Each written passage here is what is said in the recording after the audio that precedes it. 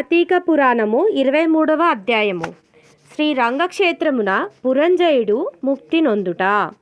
అగస్త్యుడు మరలా అత్రి మహర్షిని గాంచి, ఓ మునిపుంగవ, విజయమందిన పురంజయుడు ఏమి చేశానో వివరింపుమని అడుగగా, అత్రి మహాముని ఇట్లు చెప్పిరి. కుంభసంభవ, పురంజయుడు కార్తీక వ్రతాచరణ ప్రభావమున అసమాన బలోపేతుడై అగ్నిశేషము శత్రుశేషము ఉండకూడదని తెలిసి తన శత్రురాజులనందరినీ ఓడించి నిరాటంకంగా తన రాజ్యమును ఏలుచుండెను. తన యొక్క విష్ణుభక్తి ప్రభావము వలన గొప్ప పరాక్రమవంతుడు, పవిత్రుడు, సత్యదీక్ష తత్పరుడు, నిత్యాన్నదాత, భక్త ప్రియవాది, తేజోవంతుడు, వేదాంగ వేత్తయ్య ఉండెను. మరియు అనేక శత్రువులను జయించి దశదిశలా తన అఖండ కీర్తిని ప్రసరింపచేసెను. శత్రువులకు సింహ స్వప్నమై విష్ణు సేవా ధురంధరుడై కార్తీక వ్రత ప్రభావమున కోటికి పడగెత్తి అరిషడ్వర్గములను కూడా జయించిన వాడై ఉండెను. ఇన్ని ఏలా అతడిప్పుడు విష్ణు భక్తాగ్రేసరుడు, సదాచార తత్పురుషులలో నుత్తముడై రాణించుచుండెను. అయినను తనకు తృప్తి లేదు.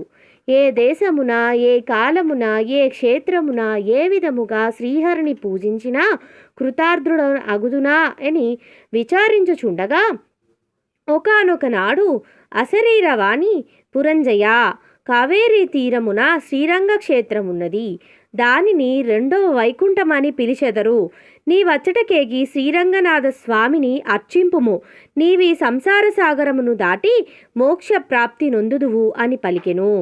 అంతటా పురంజయుడు ఆ అశరీరవాణి వాక్యములు విని రాజ్యభారమును మంత్రులకు అప్పగించి సపరివారముగా బయలుదేరి మార్గమధ్యమునున్న పుణ్యక్షేత్రములను దర్శించుచు ఆయా దేవతలను సేవించుచు పుణ్య నదులలో స్నానము చేయుచు శ్రీరంగమును చేరుకొనెను.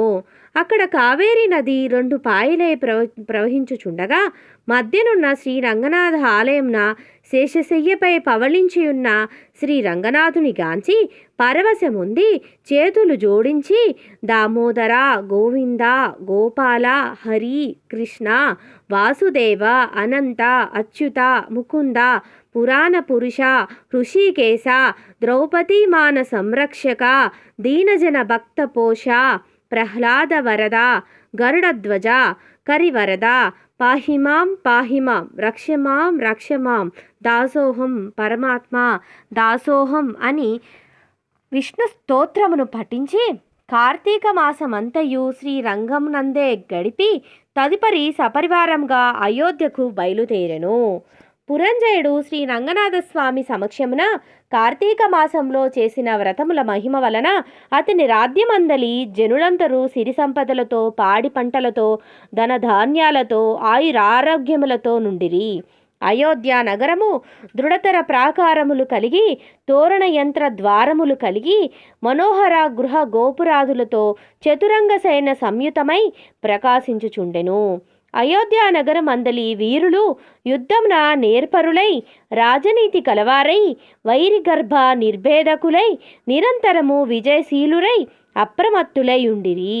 ఆ నగరమందలి అంగనామనులు, హంస గజగామినులు, పద్మ పత్రాయ లోచనులును, విపుల శ్రోణిత్వము, సూక్ష్మ మధ్వత్వము, సింహకుచ పీనత్వము కలిగి రూపవతులయ్యి, శీలవతులయ్యి, గుణవంతులయ్యి ఖ్యాతి కలిగి ఉండిరి.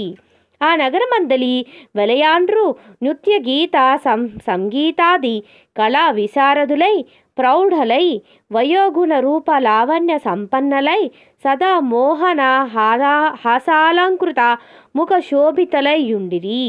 ఆ పట్టణ కులాంగనలు పతి శుశ్రూషా పారాయణులై, సద్గుణాలంకార భూషితలై, చిద్విలాస హాసోల్లాత పులకాంకిత శరీరలై ఉండిరి. పురంజయుడు శ్రీరంగ క్షేత్రమున కార్తీక మాస వ్రతమాచరించి సతీ సమేతుడై ఇంటికి సుఖముగా చేరెను.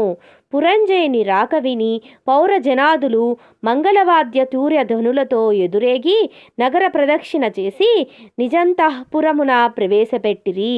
అతడు ధర్మాభిలాషి అయి దైవభక్తి పరాయణుడై రాజ్యపాలన మునర్చుచు కొంతకాలము గడిపి వృద్ధాప్యము వచ్చుటచే ఐహిక వాంఛలను వదులుకొని తన కుమారునికి రాజ్యభారమునప్పగించి పట్టాభిషిక్తుని చేసి తాను వానప్రస్థాశ్రమమును స్వీకరించి అరణ్యమునకే ఏగెను. అతడు ఆ వానప్రస్థాశ్రమమునందు కూడా ఏటేటా విధి విధానముగా కార్తీక వ్రతం ఆచరించుచు క్రమక్రమముగా శరీరము ఉడుకుటచే మరణించి వైకుంఠమునకు పోయెను. కావున ఓ అగస్త్య, కార్తీక వ్రతము అత్యంత ఫలప్రదమైన మహత్యము కలది. దాన్ని ప్రతివారును ఆచరించవలను. ఈ కథ చదివిన వారికి, చదివినప్పుడు వినువారికి కూడా వైకుంఠ ప్రాప్తి కలుగును. త్రయోవింశాధ్యాయము 23వ రోజు పారాయణము సమాప్తము. సర్వం శ్రీ శివార్పణమస్తు.